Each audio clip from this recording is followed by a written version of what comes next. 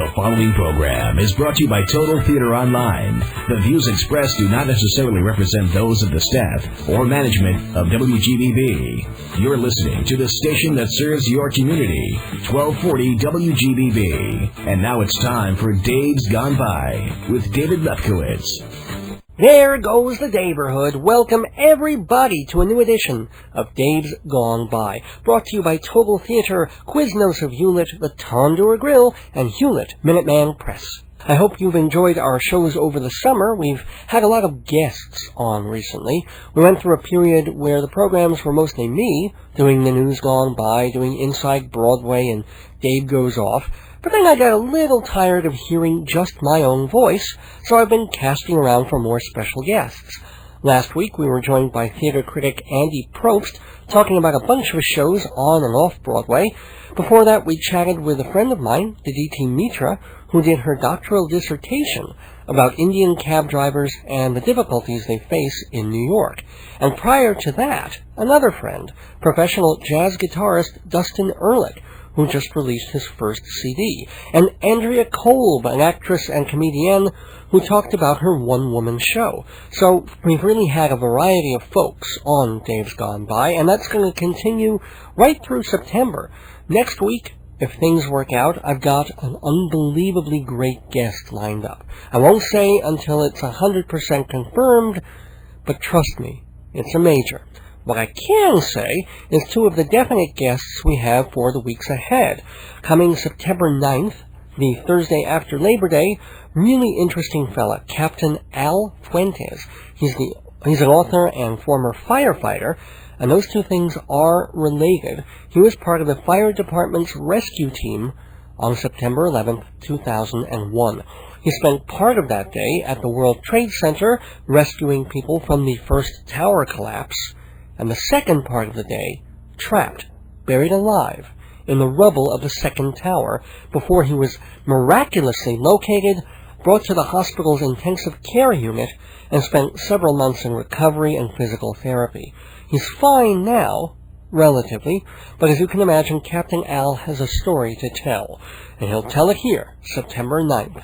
Kind of an unusually serious guest for this program, but the calendar starts creeping toward that date, and it really does beg for some reflection and awareness. And then we take a break for a week for the Jewish holidays and come back on a much lighter note, September 23rd, the second day of fall, with cabaret singer-songwriter Dottie Berman. She's the author of such novelty ditties as I'm in Love with My Computer, I Sing to My Plants, and Catered Divorce. She's got shows coming up at Don't Tell Mama in Midtown Manhattan, so she'll be sharing her music and motivational comedy here, September 23rd. But that's almost a month away. What about tonight, August 26th? Well, this is pretty special too. If you remember 2 weeks ago on the Inside Broadway segment of Dave's Gone By, I talked about the New York International Fringe Festival, specifically all the zany show titles you'll find in Fringes. After all, there are so many productions to choose from. Theater companies need to stand out, so they'll try to come up with a grabber of a title. For example, Urinetown, a festival smash a few years ago that went all the way to Broadway.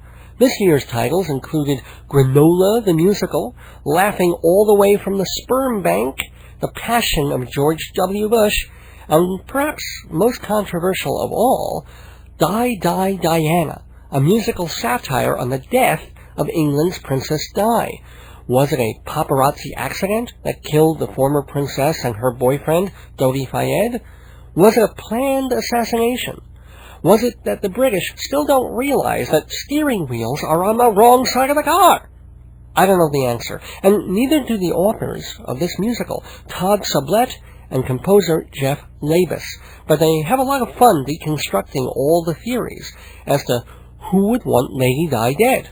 How was Di's death done? And what did Dodi do to die? So, we'll speak by phone to Jeff Labus, who penned the music to this musical.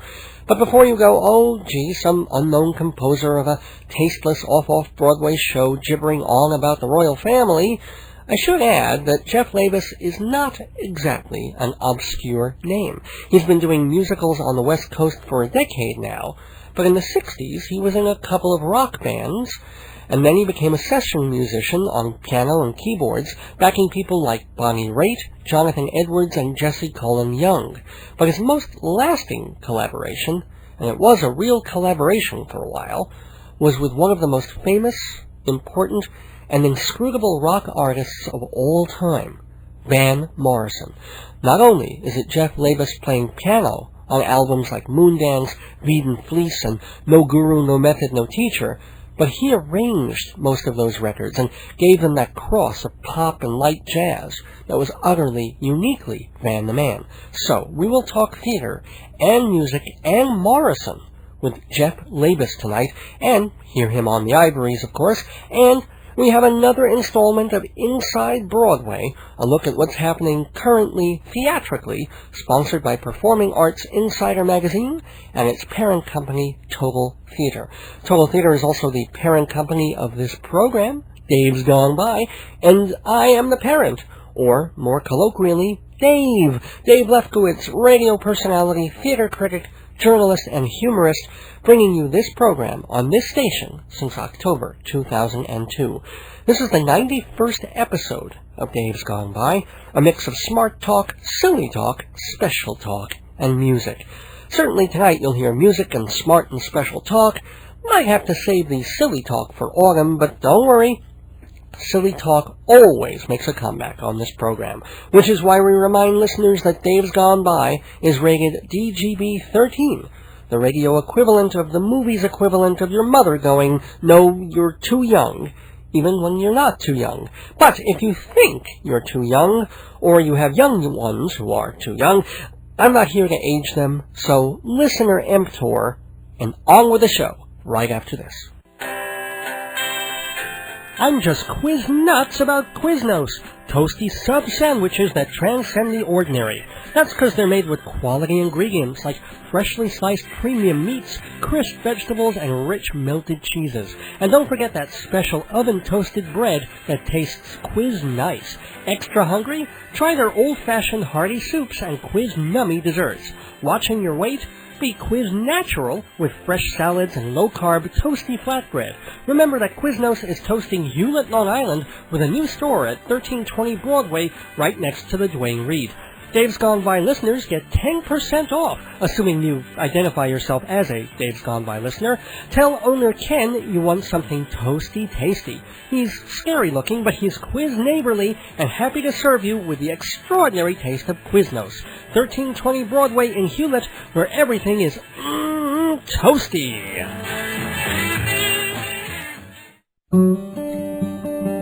Print it, copy it, send it as a gift. All that and more at Hewlett Minuteman Press.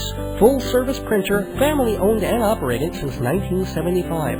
Photocopying, printing, invitations, engraved gifts. Minuteman. 1315 Broadway in Hewlett.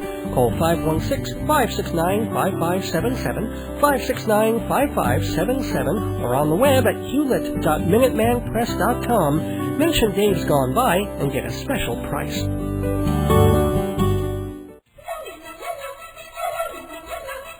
Inside Broadway, brought to you by Total Theater's Performing Arts Insider, your everything theater guide.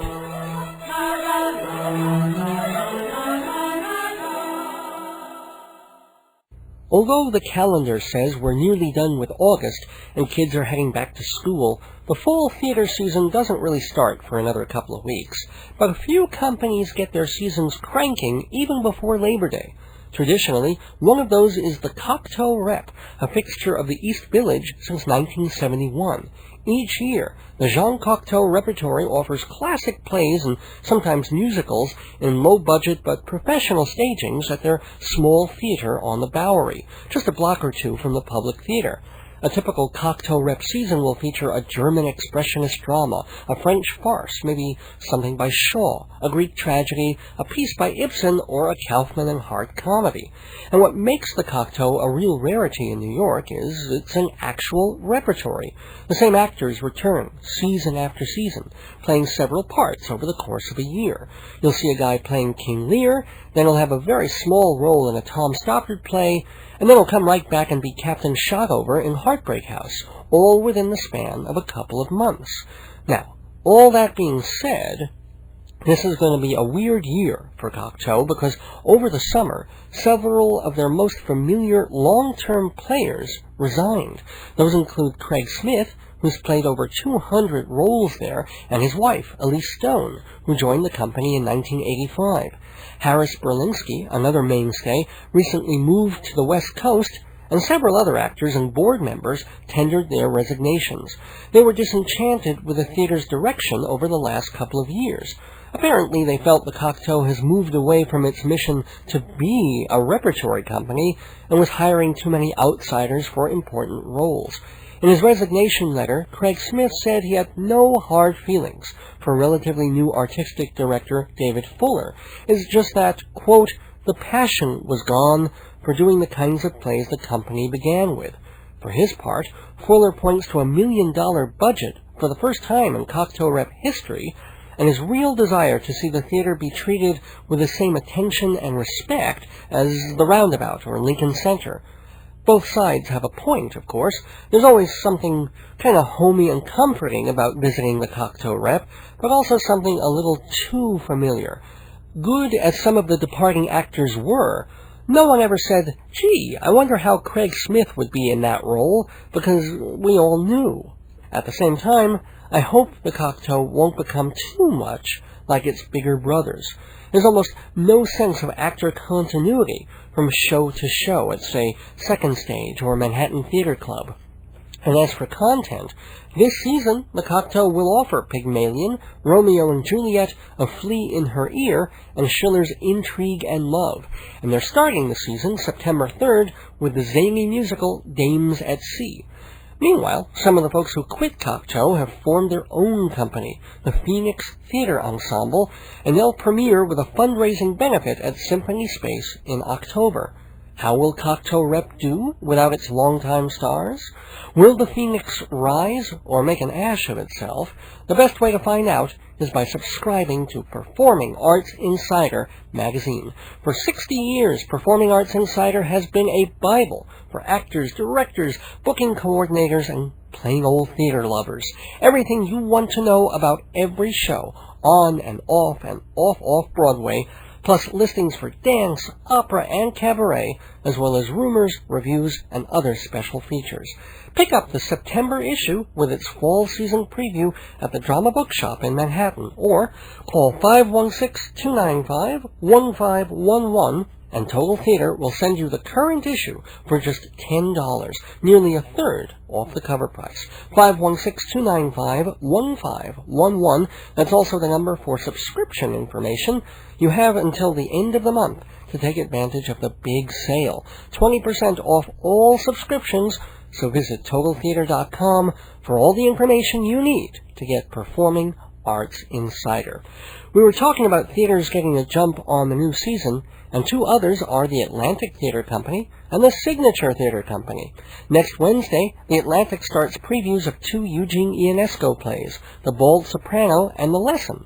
These absurdist classics have been newly translated and adapted by Tina Howe, best known for writing Pride's Crossing and the Tony-nominated Coastal Disturbances.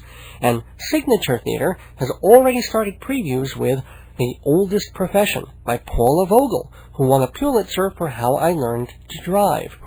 Listen to this cast: Mary Louise Burke, Carlin Glynn, Joyce Van Patten, Katherine Hellman, from Soap, of course, and Anita Gillette. They all play aging prostitutes in The Oldest Profession. And if you like hearing about the second oldest profession, theater, make sure you listen next week and every week for Inside Broadway, brought to you by Total Theater and Performing Arts Insider. We've just been Inside Broadway with Total Theater and Performing Arts Insider.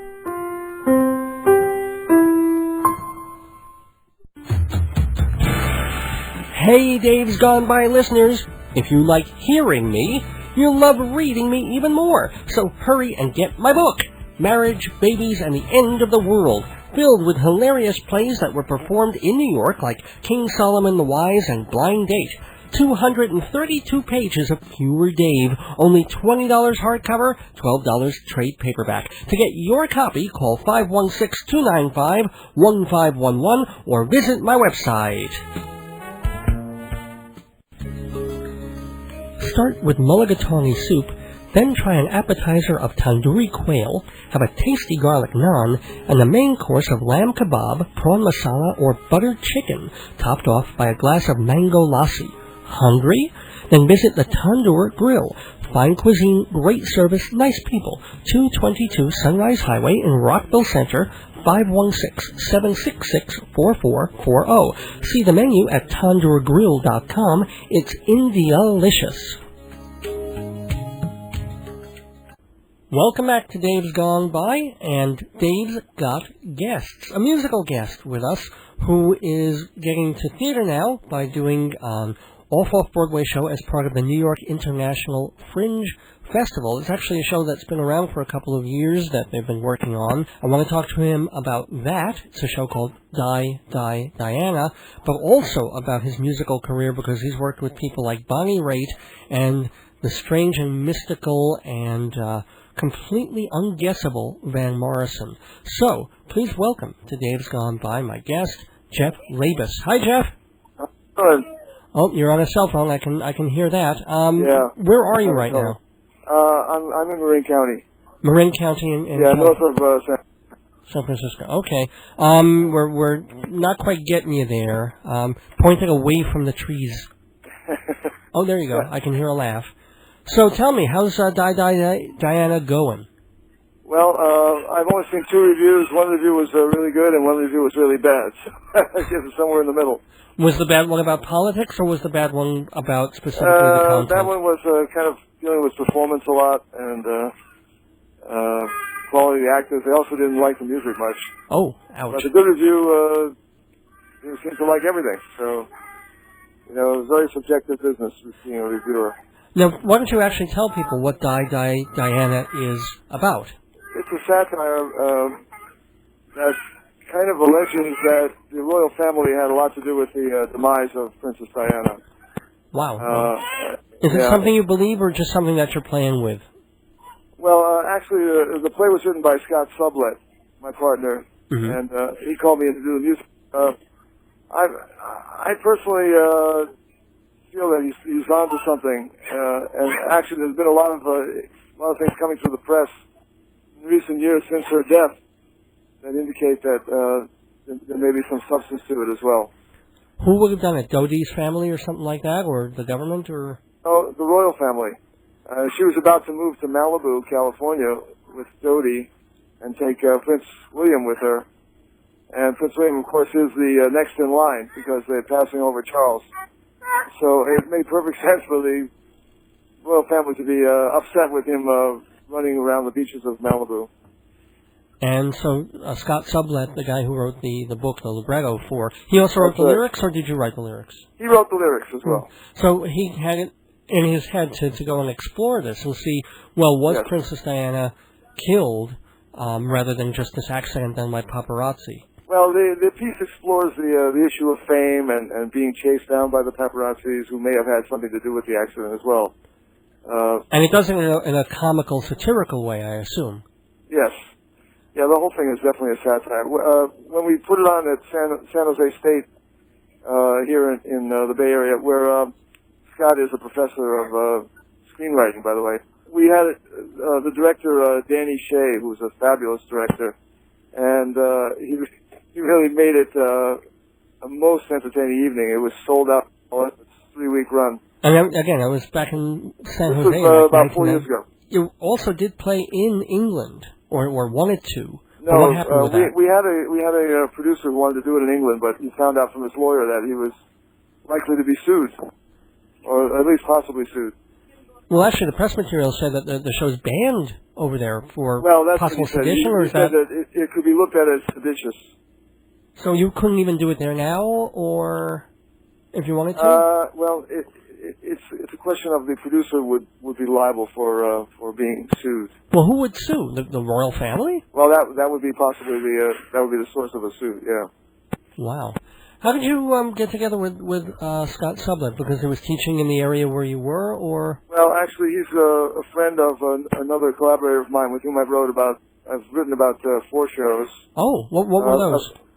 Well, we wrote a children's version of the Odyssey, and we wrote a version of Little Women, which we've done with middle school kids, and we wrote a version of TikTok of Oz and Rumpelstiltskin, all children's theater.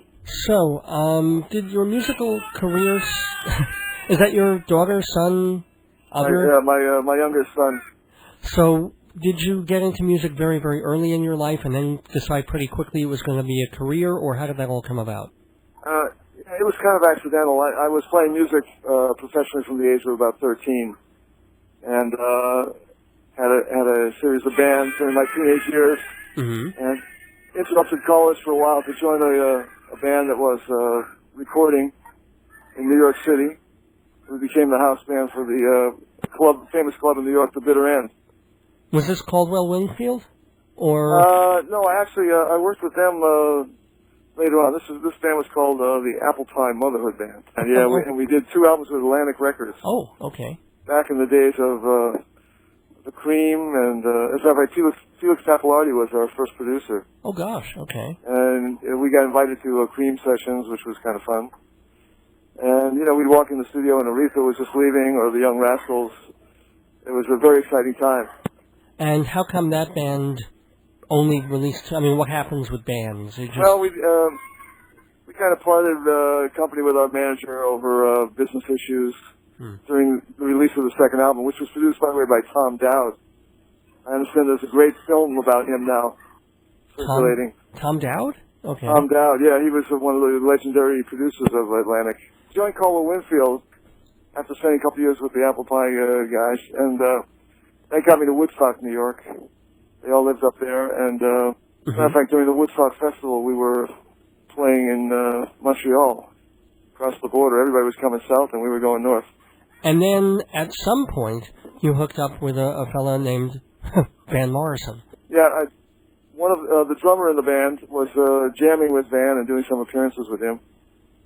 So he introduced me to Van, and we put a new combo together for Van. He had just released Astral Weeks, which kind of went nowhere at the time. I think it sold about 10,000. It's gone on to be in print ever since. Well, it's probably one of the greatest albums in the history of rock and roll. I think so, too.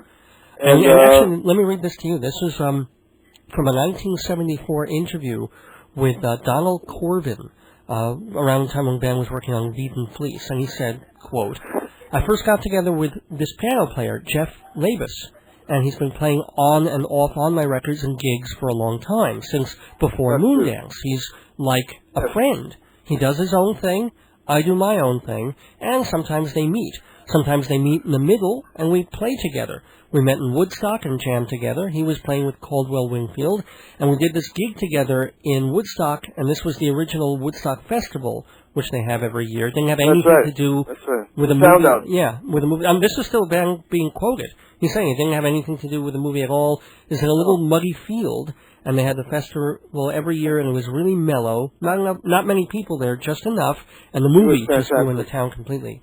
Unquote. So Van was talking about you at that period. Were you friends, or is it impossible to be friends with Van Morrison? Oh, no, we were friends. Actually, I even stayed with him for a while in between living arrangements.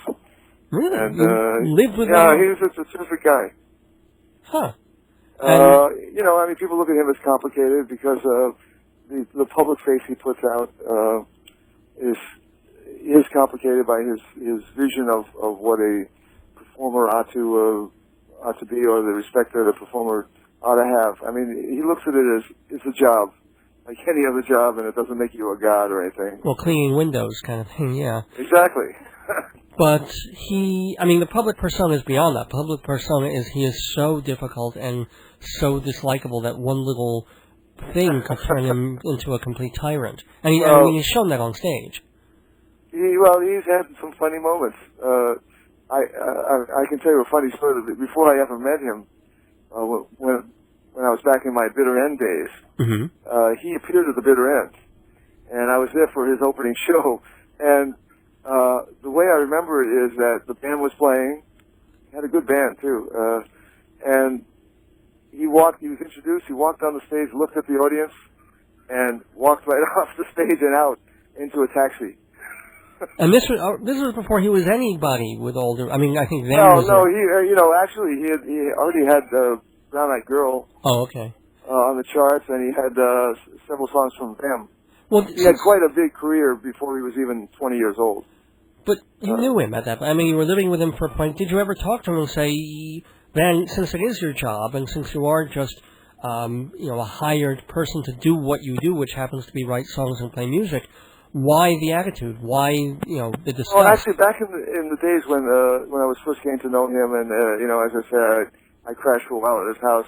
I didn't know of any real difficulty that he had, except that interesting story that I had seen him do. But he was a complicated guy because I think it was based on the fact that he had been in the public eye since he was 16 years old when he started the group Them. Mm-hmm. And he toured all around Europe, and they were local heroes in. He was actually from Belfast, and some of the other guys were from Belfast as well. But they were local heroes in England, and I think he was kind of fed up with the fame aspect of the business pretty early. He had gone past a lot of the youthful indiscretions, and kind of had grown up. And with that attitude, he had a more of a cynical attitude about the business. And the whole born-again sort of religious thing, did that also happen when you knew him? Was he touring between sort of the heaven and hell aspects of a normal human personality, or that not was yet? going on for him in the 70s, I believe. Well, you were still playing on his albums well. Oh, yeah, I would come in and out. I took a couple of years off starting in 1970, and I moved to Israel. Oh. Part of it was a reaction to the rock scene that I had been running around in. It appeared quite jaundiced to me, actually. And I had occasion to tour with the Zamir Chorale in Israel. Mm-hmm. And I noticed how refreshing it was. This was back in the early days of Israeli politics. It was just after the 67 war. Right.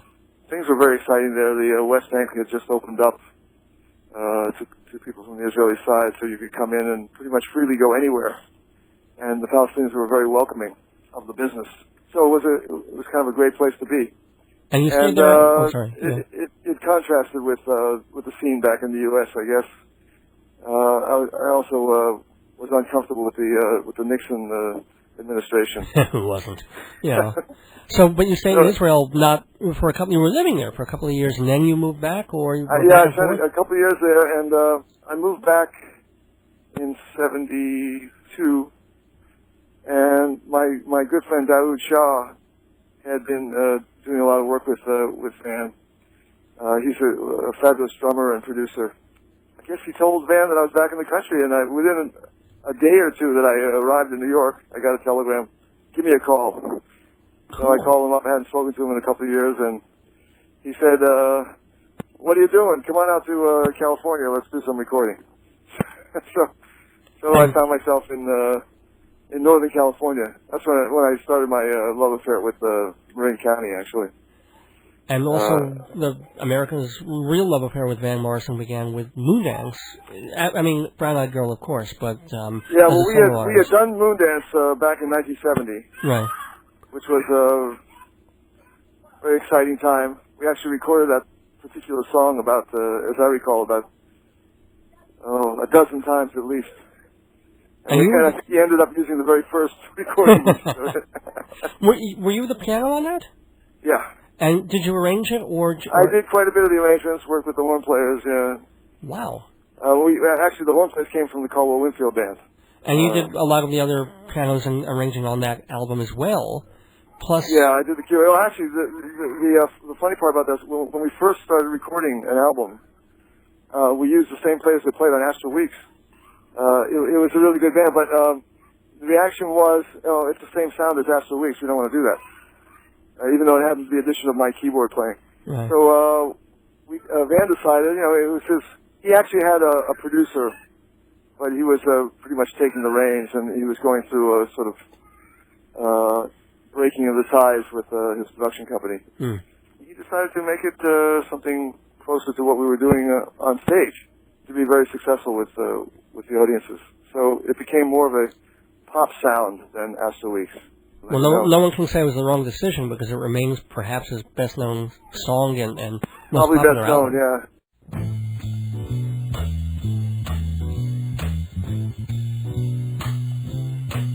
Well, it's a marvelous night for a moon dance with the stars up above in your eyes. A fantabulous night to make romance neath the cover of October skies. You know the leaves on the trees are falling to the sound of the breezes that blow. Yet I'm trying to please to the calling of your heartstrings that play soft and low.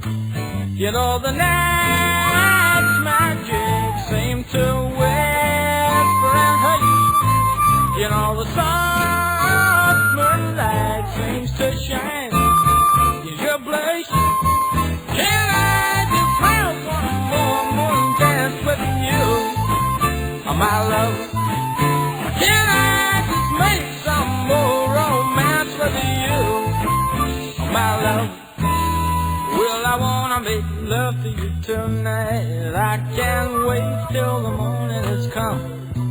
Yet I know now the time is just right, and straight into my arms you'll run. And when you come, my heart will be waiting to make sure that you never run. There and then all my dreams will come true, dear. There and then I will make you my own. And every time I touch you, you just tremble inside. Then I know how much you want me that you can't hide. Can I just have one more dance with you, my love? Can I just make some more romance with you, oh, my love?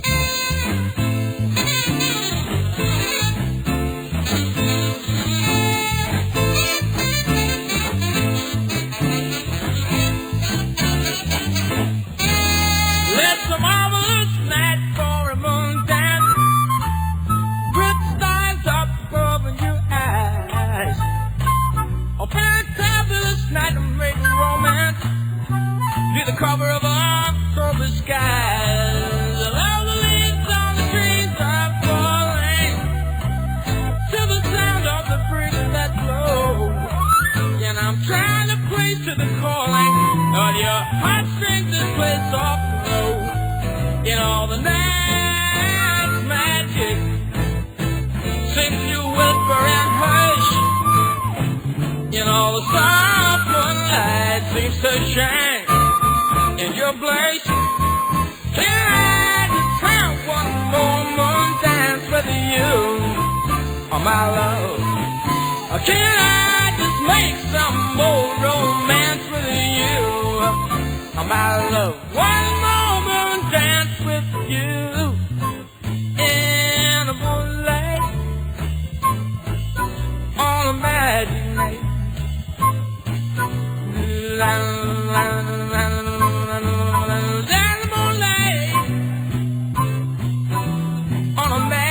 Magic night. Can I just have one more dance with you, my love?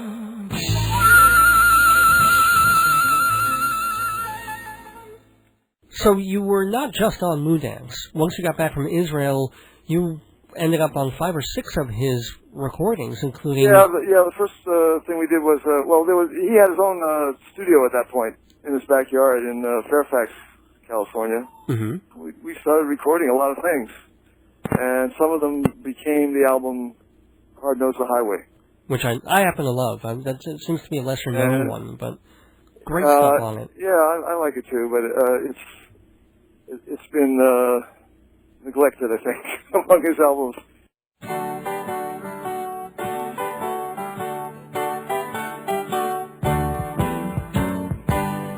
Hey kids, take the first take. Ain't that some interpretation? When Sinatra sings against Nelson Riddle's strings, and then take the vacation. Sing some hard times, drawn some fine lines, no time for shoes shine, and hard knows the highway.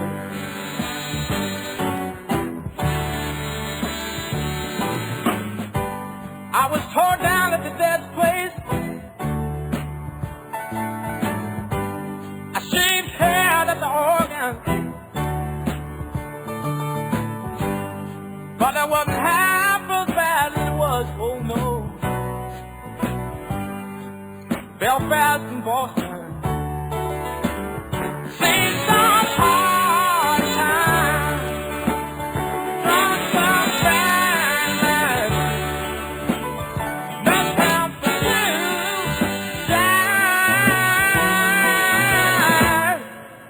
Hard knows highway.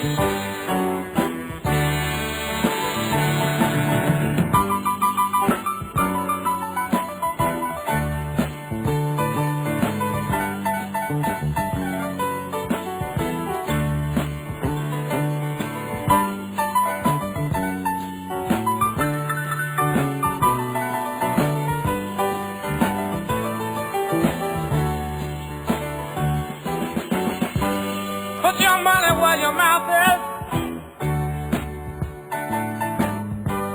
then we can get something going. In order to win, you must be prepared to lose sometime, and leave 1 or 2 cards showing. Seen some hard times, drawn some fine lines. No time for shoes shine, and hard knows the highway. Yeah. Seen some hard times, drawn some fine lines. No time for shoes shine, hard knows the highway. Further on up the road, further on up the road. It may not be today, it may be tomorrow.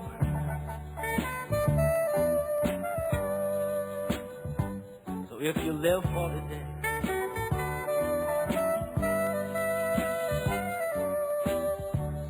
you gotta keep in mind, it may be tomorrow. Yes, further on up the road, further on up, further on up, further on up, further on up, further on up, further on up the road. This may have the hard nose. It's hard nose the highway. Hard nose the highway. This may have the hard nose the highway. It's hard.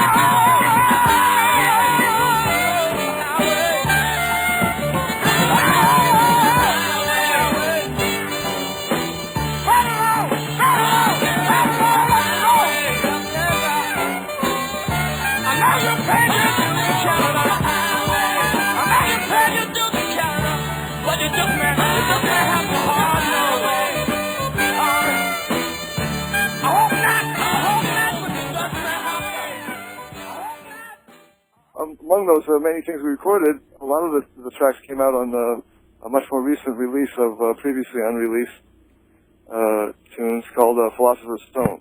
Right, that's a two-disc. It was really satisfying that many of those tunes came to light about 25 years later. And then we went on and did the Beaten Fleece album, which was kind of taking him back toward the Astral Week side. Yeah. More of a jazz business. And I actually came out after a lot of tracks had been cut with very, very fine keyboard work. So I just did arranging. He actually just called me out to arrange. I was still living in New York and studying at Juilliard, actually. And oh. Well, you were still relatively young, I guess. You were still in, what, in your 20s? Yeah. Yes, I was before 30. But this is already after you've gotten back from Israel, so you've had already a life, and then you go back to Juilliard? Were you going to teach, or what was the... I just wanted to get my chops together for writing. I had decided that my rock and roll days were pretty much going behind me, although at that point I was working with Bonnie Raitt and enjoying touring with her. And I assume a very different personality from Van? Very different, yes. What's she like? But also very creative and wonderful. Wonderful person and great performer. Any good Bonnie Raitt anecdotes or stories or memories? It was kind of a who's who of people to tour with. The people opening the shows for Bonnie were always wonderful, ranging from Mose Allison to Little Feat to Jackson Browne. Sometimes we opened the shows for them. They were always well-chosen acts. Michael Franks, who became one of my heroes as I moved into jazz. Realized what a tremendous songwriter he is. It was a great time. Wonderful people to work with, and we kind of did 3 years, and then sort of moved apart. I moved out to L.A. during the course of recording an album with her in Hollywood. And actually, I had been working for Saturday Night Live on their very first season, writing encore music for the band. Because my friend Daoud was playing drums in the band. Oh my gosh! And, the first, that was again, very that was first back season, in '74, yeah. With the Aykroyd and Belushi days, yeah. In fact, George Carlin was on the first episode. I remember that one. Yeah. That's right, yeah. And George was actually a friend of mine from back in New York. Do you have any stories of those Saturday Night Live days, or were you not really involved in the cast at all because it was the band thing? But still. No, I was at a bunch of tapings. And they were very exciting. Well, yeah. It had the feeling of kind of a new era in television. I was a big fan of That Was the Week That Was. Oh, sure. I thought that was some of the best television that had been presented, and it felt like it was definitely in that tradition. A lot of young people. Lorne Michaels was very young, and it was great. Howard Shore was the music director. He was a great guy to work for. He was my boss. He's gone on to a fabulous career in films. Howard Shore? Howard Shore. He did the music for the Lord of the Rings films. Yeah, have you done movie scoring? Actually, I did. I have some spotty work in films. I did a redone main title for a film called The Stud. Okay. Which was a previously English release, and they wanted a different score for America. And was that Joan Collins? What's her name? Wasn't that? Joan Collins. Yeah, it was Joan. Okay, cool. Yeah. Oh, all right. A job's a job, And while I was living in L.A., I got to do quite a few TV spots. I did a lot of cartoons, actually. I worked for Saban Productions as a ghostwriter for a couple of years. And at that point, I had cartoons on all the networks running simultaneously, everything from The Littles to Heathcliff to Get Along Gang, Pole Position. There was a whole list of shows. Well, it's kind of like what Mark Mothersbaugh has on Nicktoon and Nickelodeon. I mean, every other show is his music coming through. But they were a lot of fun. For a keyboard player, it's easy to do that because you can. Those were the early days of the emulator and instruments where you could replicate orchestral instruments. So we had a lot of fun. I left L.A. In the mid-'80s, came up to Marin County where I found life to be a lot more a lot more spacious on a spiritual level. There isn't quite. I mean, there's always the pressure to keep it going, but there isn't as much pressure to hit the heights of success. So I've actually been very comfortable with a more leisurely pace, and I've gotten into a lot of theater. That's what got me into theater. I did some theater in L.A. as well, but up here I've been writing musicals at a pretty fast pace. I've written about 15 of them in the last decade. Oh my gosh! And they've all been produced, which is really nice. Mazel tov, yeah. Well, are any of gotten us? up, except for I'm waiting for 2 new ones. But so it was very exciting to have this show at the Fringe Festival. Let me remind people, actually, that it's Diana playing at the Diana, with a title which we were... It's a very cynical title, and I never felt comfortable with. We actually were going to change it to Diana the Musical. I think there was one, though. That was the problem. I think there was a Lady Di musical. That could be, too. But Kelly McAllister, who is producing and directing this current production, decided that the title was too good to leave because it does attract publicity. Let me remind folks also that it's playing at the Schimmel Auditorium, and you've got 2 chances left to see it. On Saturday, August 21st at 10:45 at night, and then again Friday night, August 27th at 10:45 at night. So do give it a look. Diana, satirical, It's a very funny piece. It doesn't mean to offend, but it does mean to stick a few jabs in all the different parties involved, I'm sure. Well, except for Diana. We were trying to be really, really sweet to Diana because we felt that she was a victim. I think we were respectful of her. Let me ask, just going back one more time to the music. When was the last time you were in touch with you-know-who? With Van? Yeah. I haven't seen him for a couple of years. He comes through Marin every year or two, and we always got together for at least for a coffee or something or a meal. Cool. We had a nice jam session up at his house. Must have been 4 years ago or so. I think Dave Hayes was in too, his bass player, and that was really fun. And I was going to go out and do another tour with him. The most recent one I've had done with him actually was as far back as I believe it was '89. Well, okay, but I mean, you've known each other since the early 70s, so that is still pretty good that you're in touch. Oh, yeah, well, the latest album I did with him was in '86, and we did a big tour following that. Was that No Guru? That was No Guru, yeah. That's a pretty nice album, too, actually. And then in '89, we went to, we played at the Beacon Theater in New York, and we played at the Jazz and Heritage Festival in New Orleans. Wow. And that was really fun. Well, it has been much, much fun talking to you, Jeff Labus. I want to wish you best of luck, not only with Diana the musical, but all the other musicals that you seem to be putting out and all your other musical projects. I want to thank you. Well, thank you so much, Dave. You betcha. Have a good one. Good to talk to you. Okay, bye-bye. On Friday nights I listen to Bonnie D. Graham. On GBB at 6 o'clock, that's where I am. She gives you lots of tips on romance and amour, like how to pick up guys without being a whore. Then Saturday it's Mr. Redman's Music Show. At 7:30 it's where new musicians go. And then at 9 it's time for Zany Comedy, hosted by 2 young guys named Mikey and Jimmy. GBB is the radio star. 12:40 a.m. is where we are. Dave's gone by on Thursday night. Music and jokes with satirical bite. Also on Thursdays, if you're looking for some fun, at 6 o'clock tune in to Larry Davidson. And then on Tuesday, if you're looking for light jazz, at 9 p.m. that's just what Mike Shamari has.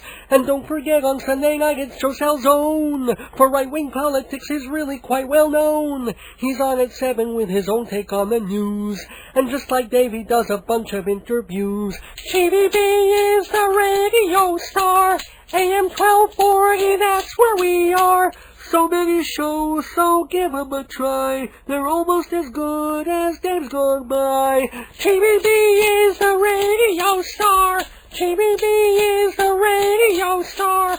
GBB is the radio star. Sponsor me, Dave's gone by. Run your ad, folks will buy. If you want to reach the public, sponsor me. Advertise on this program for incredibly reasonable rates with long-term discounts. See prices at davesgoneby.com or call 516-295-1511. Sponsor me. If you're wise, on Dave's Gone By, you'll advertise. If you want to be successful, sponsor me. Welcome back to Dave's Gone By. I want to thank my fine sponsors, Tasty Toasty Quiznos of Hewlett, yummy sandwiches and soups, all on their special toasted breads, right on Broadway in Hewlett. And just across the street, visit Hewlett Minuteman Press for all your copying, printing, binding, engraving, and organic spelt digesting needs. And the Tandoor Grill, 222 Sunrise Highway in Rockville Center. Check the menu at tandoorgrill.com. Not tandoori, tandoor.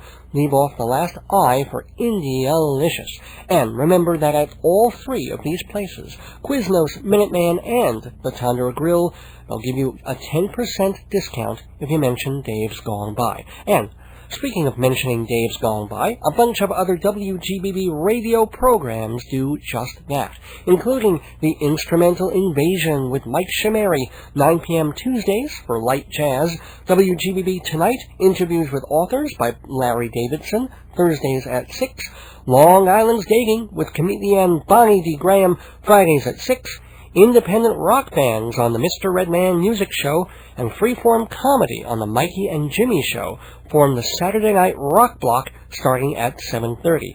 And finally, of course, politics with Joe Salzone, Your World, Sunday nights at 7. Couple of reminders, it's going to be a weird week going into New York before Labor Day. The Republicans are in town, swarming across Madison Square Garden, taking advantage of the city that their president let burn to the ground while he was reading My Little Goat. I know I called for nonviolent, passive resistance-style protests and very mild disobedience a couple of weeks ago against the Long Island Railroad because of the cuts in service they're threatening and another rise in ticket prices. But this week, let's put our anger where our politicians are. If you're in Manhattan, if you see people wearing convention badges, if they're Republicans from out of town trying to enjoy our city, let's make it hell for them, the way police and security are going to make it hell for us the next few days. Nothing illegal or violent or threatening, but for gosh sakes, wear those anti-Bush buttons and T-shirts to work, to school, to the store, all day, every day. If you see tourists obviously in town on a pro-Republican agenda, shout at them. Give them the old New York finger if you have to. This election has long gone beyond the point of civilized discussion and debate, of one side trying to convince the other. Now, it's just about sheer mutual hatred. So, let's vent. Let's remind all these non-local yokels how crude and rude New York can be, since that's what they think of us anyway. The point is, they are not welcome. They get the tax breaks, the Homeland Security funding, the oil industry benefits.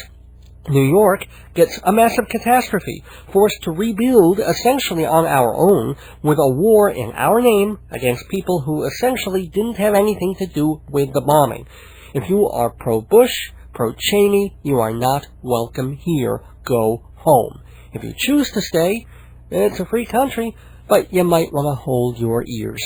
Except for 1 hour a week, so you can still listen to this program, whatever your party affiliation. Thank all of you for listening. I want to thank my wife, Joyce, for her love and encouragement. I want to thank my guest, Jeff Labes, that's L-A-B-E-S, if you're trying to find him on the net. I don't think the Apple Pie Motherhood Band record is on CD at this point, but certainly you can hear Jeff's work on all those Van Morrison albums. I guess everybody has Moondance, but you need to get a copy of two underrated albums, Hard Knows the Highway and the truly spiritual No Guru, No Method, No Teacher. In fact, that's what I'll leave you with. To close the program, my favorite track on No Guru, called In the Garden. Listen for the piano when Morrison mentions a gentle breeze blowing, and Jeff tries to onomatopoeia that on the piano. Fantastic. And I hope you'll be with me next Thursday, 7 p.m., September 2nd, for our 92nd episode, and, fingers crossed, of famous and fabulous, incredible guests. Until then, don't miss your days going by. This is Dave Lefkowitz. Good night. No guru, no method, no teacher, no Republicans. And gone by.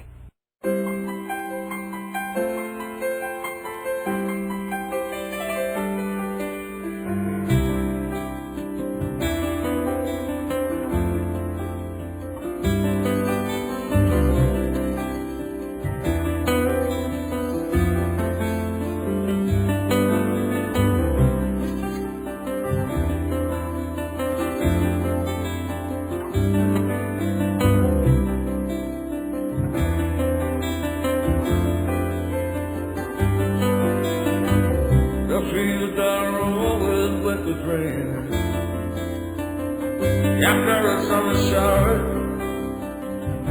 when I saw you standing in the garden, wet with rain.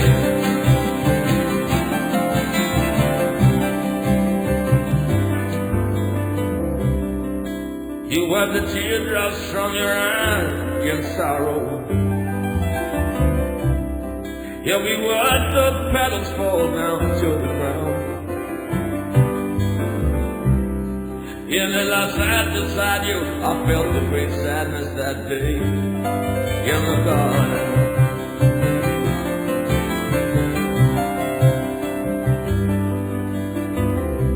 And then one day you came back home.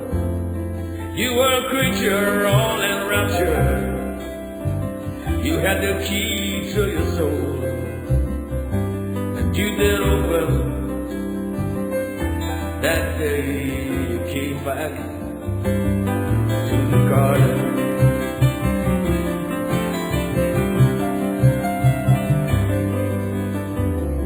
The old summer breeze was blowing against your face. Alright, the light of gold was shining on your countenance divine. Yeah, you were a violet color as you sat beside your father and your mother in the garden.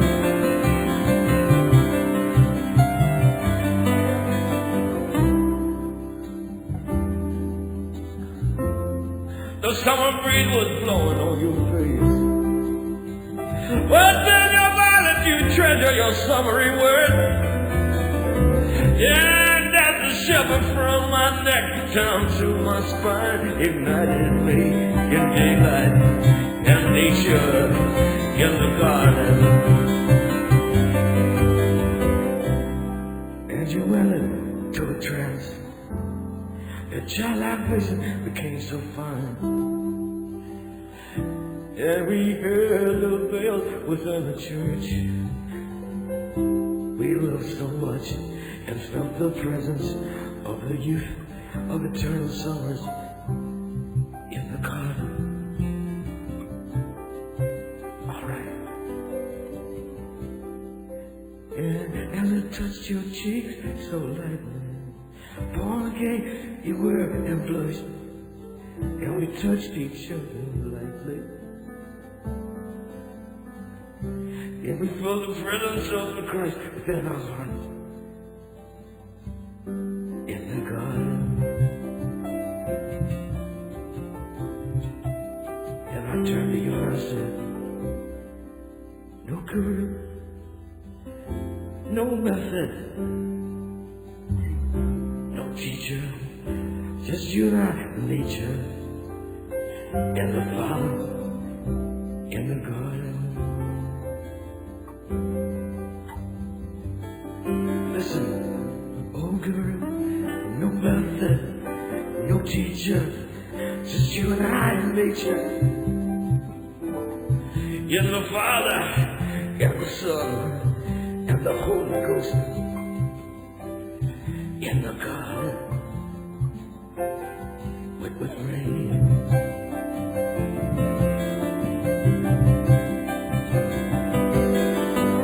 No guru, no lesson, no teacher, just you and I in nature.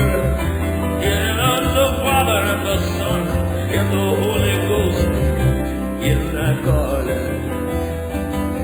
the garden wet with rain.